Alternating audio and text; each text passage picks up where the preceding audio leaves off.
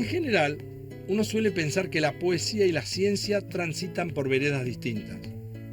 Sin embargo, uno de los científicos más grandes de la historia de Francia, Pierre-Simon Laplace, un creyente del determinismo causal, supo partir de premisas que, si se quiere, son poéticas y que, sin embargo, no le impidieron conseguir resultados asombrosos en matemática y en astronomía. Tanto es así como para haber sido bautizado el Newton francés. A fines del siglo XVIII, Laplace creó una fórmula curiosa para expresar la poética probabilidad de que el Sol saliera por el horizonte. Y su obra más importante, la mecánica celeste, es un compendio de la astronomía de su época. Laplace también se permitió pensar en la posibilidad cierta de que existiera una especie de intelecto lo suficientemente extenso que contemplara a todas las fuerzas que animan la naturaleza y que por lo tanto pudiera conocer todo el pasado y todo el futuro. El amanecer, las estrellas y la posibilidad del conocimiento absoluto. Materias primas habituales para un poeta, Laplace, sin embargo, las tomó y las utilizó para avanzar en un terreno aparentemente distante, el de las ciencias.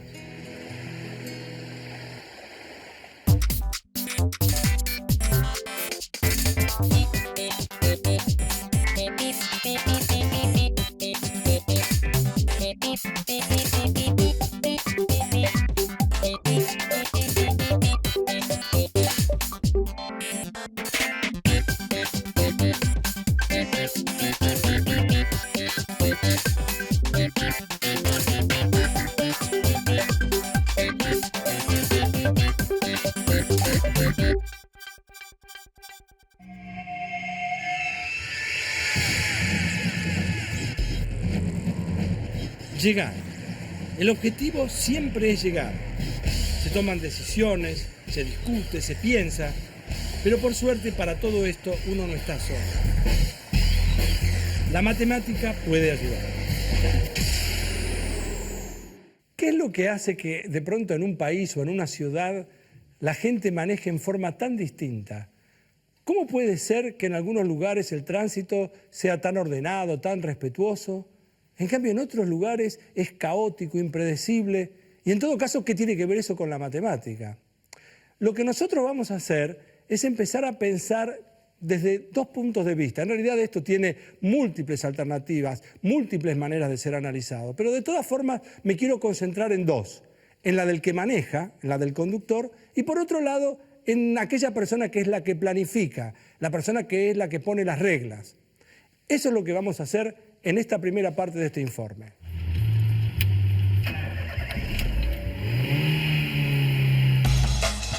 Lo primero que tiene que hacer es ponerse de acuerdo en los criterios que definen el tránsito ideal desde el punto de vista del conductor. El tránsito ideal es el que me permite llegar a destino en el menor tiempo posible, sin estresarme, con el menor riesgo y además minimizando el costo, si uno tiene en cuenta los peajes, el combustible y las infracciones. Pero entre el tránsito ideal y el tránsito real hay diferencias. Cada conductor intenta optimizar estos 4 puntos y el peso relativo de cada una de ellas va a variar según las personas. Y esto puede poner en tensión a algunos de estos puntos. Por ejemplo, a veces puedo llegar a un destino más rápidamente optimizando el punto 1, pero yendo por caminos con peaje, lo que no me permite optimizar el punto 4. O también puedo optar por viajar tranquilo, por un camino más largo, pero más seguro, y por el que voy a llegar más tarde, con lo que privilegio los puntos 2 y 3 en desmedro de la velocidad y el gasto de combustible. Para evaluar posibilidades, para optimizar recorridos, los GPS utilizan algoritmos matemáticos que son justamente los que permiten eso, optimizar los recorridos. Pero al mismo tiempo, uno se pregunta, ¿la matemática puede predecir el comportamiento del tránsito? Y la respuesta es sí. Aunque parezca poco creíble frente a determinadas situaciones, la matemática puede predecir qué es lo que tendría que pasar. Por supuesto que con un margen de error, pero en principio los modelos permiten anticipar qué es lo que tiene que pasar o qué es lo que va a pasar. Lo que vamos a hacer ahora en el programa es mostrarles a ustedes qué cosas resuelven los matemáticos. Vamos a ver un caso muy simplificado, pero que muestra claramente la función de la matemática en el ordenamiento del tránsito.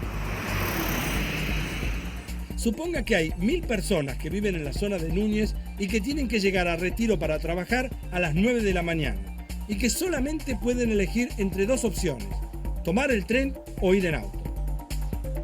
La duración de un viaje en tren, en condiciones normales, insume 30 minutos.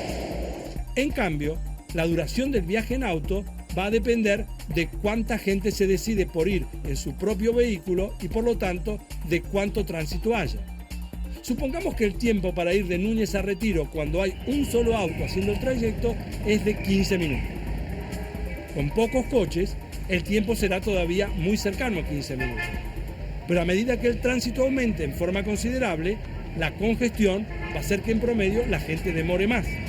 Y si todos los autos coincidieran el mismo día, en el mismo trayecto, en promedio, esas 1000 personas van a necesitar 1 hora para llegar a destino. Como usted ya habrá notado, llegó un punto en la curva en el cual el número de coches aumentó tanto que la duración del viaje en auto superó los 30 minutos, es decir, el tiempo que demora el tren. Y es aquí cuando uno dice que el tránsito superó el llamado punto de equilibrio del sistema. Una vez que uno tiene en claro el concepto de punto de equilibrio, uno puede extender este problema a casos más reales, teniendo en cuenta que el tiempo no es la única variable a optimizar, que hay muchos orígenes y destinos, que hay varias opciones de medio de transporte y que hay factores externos que pueden estar afectando el tránsito. Las reglas de cada país, o en todo caso de cada ciudad, son más o menos las mismas, las reglas de tránsito. El problema es que lo que varía es el grado de acatamiento. En algunas sociedades hay gente que es muy respetuosa de las reglas de tránsito y naturalmente la gente llega más rápido, corre menos riesgo, tiene menos estrés, es decir, se dan las condiciones casi ideales. Esas se llaman situaciones de colaboración. Por otro lado, en sociedades como las nuestras, más las latinas, en principio hay justamente situaciones de no colaboración, hay poco acatamiento. Una persona en todo caso tendría que preguntarse antes de salir, y quizás lo haga consciente o inconscientemente, ¿hasta qué punto hoy voy a acatar las reglas del tránsito? De sus potenciales respuestas, de la suma de esas respuestas, es donde va a surgir el plan que aquellos que designan y diseñan las reglas de tránsito tienen que seguir. Supongamos que estamos en una cultura con bajo grado de acatamiento de las reglas de tránsito. Yo tengo dos opciones para definir cómo actuar frente al volante. O bien yo tampoco cumplo con las reglas y termino como el resto de los conductores, demorando mucho en llegar a destino, estresado y con un alto riesgo de estar involucrado en un accidente. O bien decido cumplir con las reglas y, además de mantener mi grado de estrés y alto riesgo por el mal comportamiento de los otros, probablemente termine tardando más en llegar a destino. En esta situación, la mayoría de la gente se contagia de la cultura local y deja de cumplir muchas de las reglas. Veamos ahora el caso opuesto. Entremos en una cultura con alto grado de acatamiento de las reglas de tránsito. Aquí también tengo dos opciones.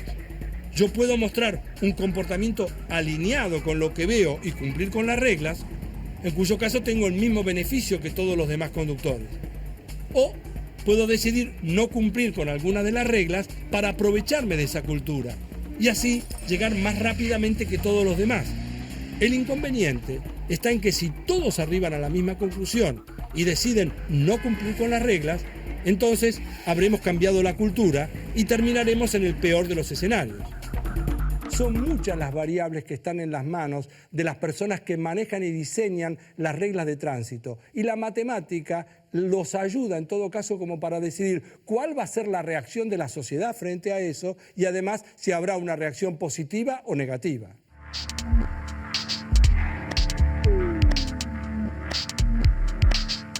En el caso de si yo quisiera, por ejemplo, buscar el precio óptimo del peaje, a distintos precios del peaje, como la gente tiene sensibilidad a pagar más precio para tomar una autopista, cuando yo aumento el precio del peaje va a haber menos gente que quiere tomar la autopista. Si bajo el precio va a haber más gente que quiere tomar la autopista. Entonces yo puedo hacer simulaciones a distintos precios del peaje y después ver cuál es el precio adecuado que hace que la red y el transporte de la ciudad se comporte de la mejor forma posible.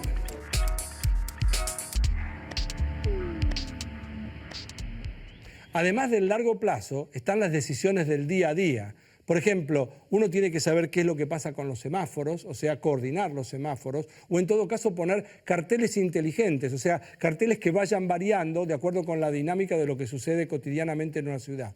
A los efectos de esto se usa la matemática, las herramientas de la matemática, que en principio parecen transparentes, parecen invisibles, pero están ahí.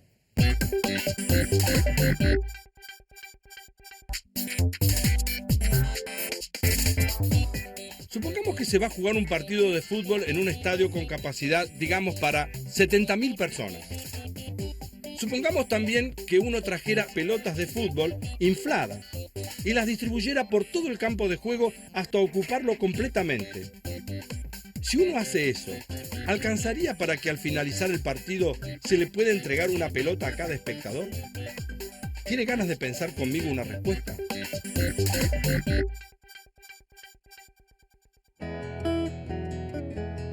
Lo fascinante de la matemática es que a uno le permite disfrutar de resolver problemas. Como por ejemplo tratar de ganar este juego, el 4 en línea. Carlos D'Andrea es matemático y trabaja en álgebra computacional. Una rama que toma cada vez más importancia por la alta informatización de la vida cotidiana. Vale la pena escucharlo. Vos tenés una extraordinaria experiencia con chicos y la tenés porque durante mucho tiempo participaste como olímpico, los entrenaste, preparaste los problemas, sos jurado hoy en distintas, me cuesta trabajo llamar olimpiadas, y eso es hacer matemática. Sí, es eso, hacer matemática es eso y muchas cosas más, ¿no? Pero eso es una manera de divertirse haciendo matemática y claro, yo tuve la fortuna de alguna manera de haber trabajado en varios programas de la Olimpiada Matemática Argentina que esencialmente consistían en eso, en juntar chicos o de escuela primaria o de secundaria que tenían ganas de hacer matemática y divertirme con ellos, ¿no? Y parte de esos eran estos campamentos que no es un invento de aquí de Argentina, o sea, de hecho nosotros nos copiamos de los rusos. De los rusos. Lo hicimos un poco más divertido que ellos porque lo de ellos era en Siberia.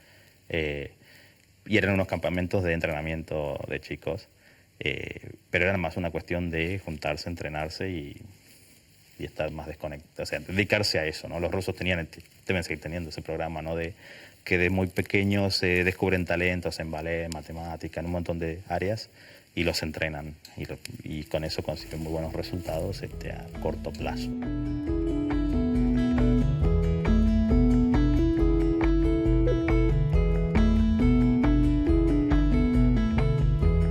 ¿Te divierte la matemática? Sí, mucho. ¿Qué es lo que percibe la gente que es la matemática que está equivocada? Si vos pudieras hablarle en cadena al mundo y decirle, mire, ¿ustedes creen que la matemática es esto que no es? Yo creo que la percepción que la gente tiene de la matemática es la que vio en la escuela y la matemática es eso de alguna manera. Lo que pasa es que no es nada más que eso, ¿no? Y por otro lado, la matemática que aparece en la vida de una manera mucho menos violenta que, claro, uno camina por la calle y ve carteles y que si no sabes leer, te queda claro que estás muy afuera de todo, ¿no? Claro. Y en cambio, claro, la presencia de la matemática viene de otra manera, mucho más sutil. Mucho más intangible, además.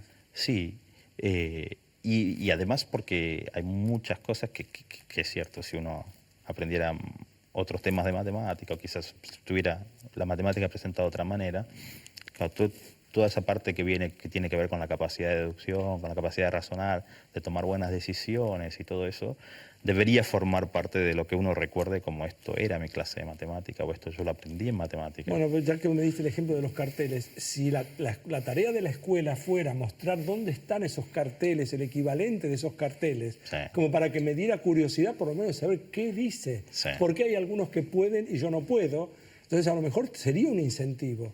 Pero yo no sé si la tarea de la escuela, la que ha cumplido hasta acá, es la de efectivamente mostrar, darte lentes para que vos puedas ver que hay carteles de ese tipo. Te cuentan cómo resolver problemas que vos no tenés. Eso es verdad.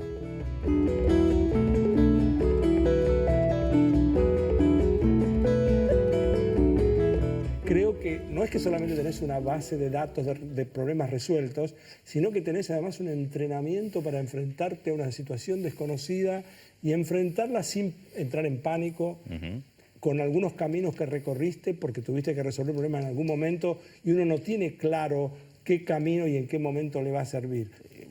Lo que pasa es que, de alguna manera, mi caso, yo estudié matemáticas. Yo fui a la universidad, hice 5 años de matemáticas.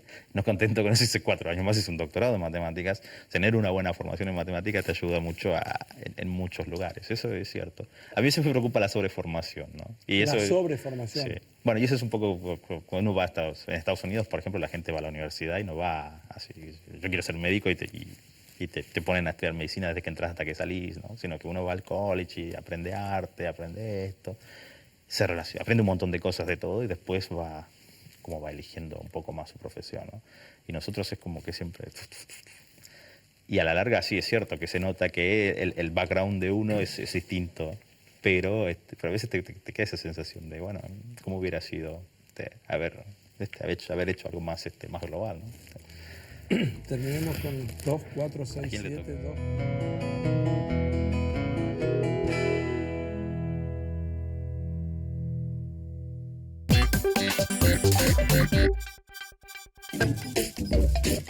Paremos un poco. Le voy a contar una historia. En una reunión de padres en la escuela, una madre pregunta: ¿por qué mi hijo Ramoncito siempre saca 0 en matemáticas? La maestra piensa y contesta: porque no existe una nota más baja, señora.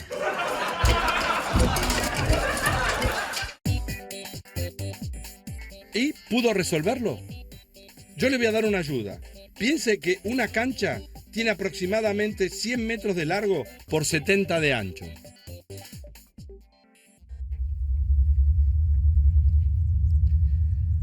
Hay veces que la matemática provee herramientas impensadas para establecer estrategias. Son cosas que uno dice, no puede ser que la matemática intervenga también en esto. Por ejemplo, supongamos que uno tuviera un torneo de tenis, de los tantos que hay, Wimbledon, Roland Garros, cualquiera en la Argentina, en cualquier parte del mundo, en donde aparecen 128 participantes. Entonces los organizadores del torneo dicen, bueno, ¿cuántos partidos se van a jugar? Es decir, uno sabe que hay 128 participantes, pero después esos participantes van a competir. Y ustedes saben cómo se compite en el tenis. El que pierde un partido queda eliminado. Ahora la pregunta es, el organizador necesita saber cuántas veces puede usar cada cancha, cuántos partidos se van a jugar al final. Entonces, naturalmente, lo que uno puede hacer es decir, muy bien, de los 128 participantes, al principio los divido en 2 porque tienen que jugar en pareja. Entonces, 128 dividido 2 da 64. Entonces, uno puede decir, muy bien, al principio tengo 64 partidos. Después, esos 64 partidos generan 64 ganadores y 64 perdedores. Entonces uno puede decir, muy bien, ahora esos 64 ganadores los voy a volver a dividir por 2 y me van a quedar 32 partidos por jugar. Y después de los 32, 16, y después de los 16, 8, y de los 8, 4, y de los 4, 2, y después esos 2 se van a eliminar y alguien va a ser el ganador. Naturalmente uno puede empezar a contar 64 más 32 más 16 más 8 más 4 más 2 más 1. Puede hacer eso. Y eso va a dar un número. En realidad, ese número da 127. ¿Dónde aparece la matemática? Aquí apareció un poquito, pero uno dice, bueno, pero esto es una pavada. Y es verdad, eso es una pavada. Pero yo quiero proponerles otra idea, otra vuelta de tuerca que ofrece establecer una estrategia. Y piénsenlo de esta manera. Si hay 128 participantes y uno sabe que para quedar eliminado uno tiene que perder nada más que un partido. ¿Eso qué quiere decir? Que si al finalizar el torneo quedó un solo ganador, eso quiere decir que hay un solo jugador en el torneo que no perdió nunca. Los demás tuvieron que haber perdido alguna vez. Empezamos con 128 y terminamos con 1. Entonces quiere decir que de los 128, 127 perdieron nada más que un partido. ¿Cuál es la moraleja? Que entonces se tuvieron que jugar 127 partidos, sin tener que hacer ninguna cuenta. Y si al principio del torneo había 10.000 jugadores, entonces hay que jugar 9.999 partidos. Y si había 200.000 jugadores, porque es un torneo que involucra a todos los jugadores de tenis de un país, bueno, habrá que jugar 199.999 partidos. Esto demuestra que un cálculo muy sencillo, con una estrategia muy sencilla, permite resolver un problema que en principio también tiene solución por la fuerza bruta. Pero pensándolo de esta manera, la matemática le aporta una nueva idea. Lo que teníamos que pensar es qué pasaría si llenáramos una cancha de fútbol, digamos, de 100 por 70 metros, con pelotas de fútbol infladas. Y lo que queríamos saber es si alcanzaba para darle una pelota a cada uno de los 70.000 espectadores. Si uno calcula que cada pelota mide 25 centímetros de diámetro, más o menos, en un metro así lineal entran 4. Y en un metro cuadrado, entonces, entran 4 por 4, o sea 16, uno deduce que en el campo de juego puede distribuir 112.000 pelotas, que son obviamente más que suficientes para entregarle una a cada uno de los espectadores.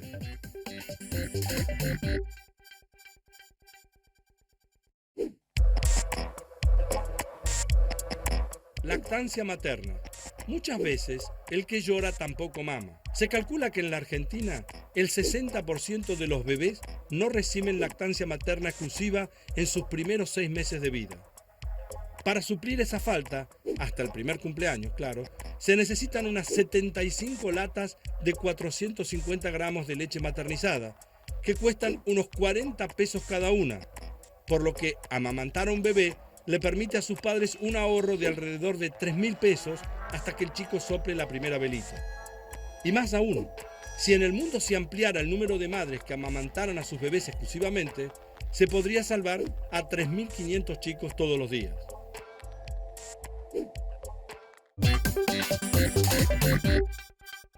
Quiero plantear ahora un problema en donde virtual es este problema, porque a uno seguramente no le va a pasar esto. De lo que se trata es aprender a pensar frente a una situación hipotética.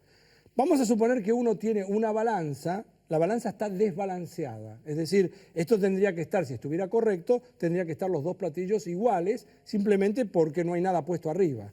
Yo tengo un montón de azúcar por un lado y por otro lado tengo dos pesas. Las dos pesas pesan 5 kilos cada una, o sea, en total 10 kilos. Yo lo que querría es ser capaz de ingeniarme o de establecer una estrategia de manera tal de poder pesar 10 kilos. Ahora, 10 kilos de azúcar. Acá hay un montón de azúcar, no sé cuánto es exactamente 10. Para fijar las ideas, una balanza desbalanceada, dos pesas de 5 kilos cada una y un montón de azúcar. ¿Qué hacer? Entonces, yo propongo lo siguiente, en realidad, como siempre les digo a esta altura, ustedes tendrían que poner en pausa el programa y decir, déjenme pensar, porque cuando les estoy dando tiempo a ustedes para pensar algo que yo tuve mucho tiempo para pensar. Pero de todas maneras, uno pone las dos pesas de 5 kilos de este lado, con lo cual uno tiene 10 kilos de este lado. De todas formas, yo ahora tendría que agarrar, y no lo voy a tirar el azúcar, porque si no ustedes saben lo que va a pasar, si yo tiro el azúcar se va a desbordar por todos lados, pero lo que uno tendría que hacer, y síganme con la estrategia, es lo siguiente. Yo tengo que tirar el azúcar de este lado ahora. Entonces, lo tengo que tirar de este lado hasta equiparar y que los dos platillos queden iguales. Es decir, tengo que poner azúcar de este lado de manera tal de lograr que los dos platillos estén a la misma altura. Cuando haya logrado eso, que los dos platillos estén a la misma altura, en este caso yo retiro, ya tengo una cantidad de azúcar de este lado, retiro las dos pesas y pongo azúcar de este lado también. ¿Hasta qué? Hasta que otra vez los dos platillos estén igual. Porque en ese caso, ¿qué quiere decir? Como yo sabía que las dos pesas de este lado pesaban 10 kilos, ahora estoy reemplazando, ya puse azúcar acá, ahora estoy reemplazando las dos pesas por el equivalente de 10 kilos. Y la única manera de saberlo es lograr que de este lado y de este lado haya efectivamente la misma altura. Para concretar, cuando uno tiene una balanza desbalanceada, si tiene dos pesas, en este caso de 5 kilos y azúcar, y quiere pesar 10 kilos, lo que uno tiene que hacer es poner las dos pesas de este lado, de 10 kilos, poner azúcar de este lado hasta equiparar la balanza, después sacar las dos pesas, poner azúcar de este lado hasta que la balanza queda otra vez nivelada. Cuando queda nivelada, quiere decir que de este lado ahora hay 10 kilos de azúcar porque reemplazan estos kilos de azúcar las dos pesas que yo tenía antes. Esto en realidad es una situación hipotética. ¿Cuándo en la vida va a estar uno con una balanza desbalanceada, con dos pesas de azúcar y no puede hacer ninguna otra cosa? Virtualmente nunca. Pero ¿para qué sirven este tipo de problemas? Este tipo de problemas sirven porque este camino uno no lo va a recorrer, pero en alguna parte está trazando un camino interno. Algo en nuestras neuronas, algo en nuestro cerebro está avanzando en función de este problema. Y es como un camino, es como una herramienta que uno va a tener, no sabe cuándo la va a usar, pero seguro que está mejor si la sabe, si la usó alguna vez, que si nunca la usó o si ni siquiera sabía que la tenía en su arsenal. Esto se llama alterados por pi. Esta es una manera nuestra de poder disfrutar con la matemática y mostrarles que la matemática es algo diferente de lo que nos fueron contando que era. Démosle una segunda chance que seguramente no se va a arrepentir. Gracias y por habernos permitido sobre todo formar parte de su vida. Chao, hasta la próxima.